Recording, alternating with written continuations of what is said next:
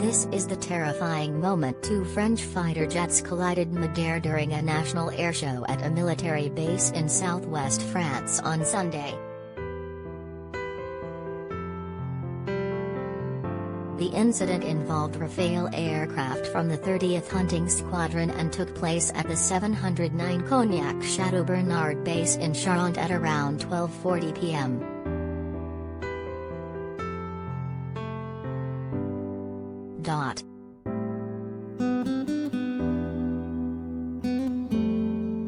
Colonel Nicolas Lyautey, commander of the airbase, said, one of the aircraft lost a piece of its fin, which damaged the roof of a house when it fell. He added that the fighter jets landed without difficulty, no one was injured and such a collision was very rare.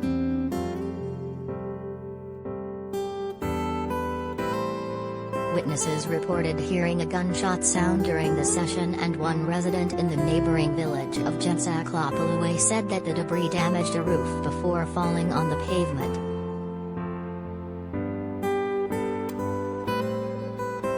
It was a piece measuring around 1 m40. I saw it from a distance, and there were lots of law enforcement officers around it. A neighbor sent me a photo.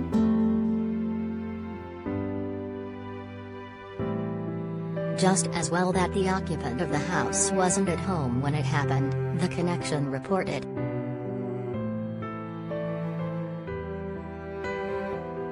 According to France 3, the Air Force press office said that such an accident is extremely rare and the last time a similar incident occurred was in April 2010.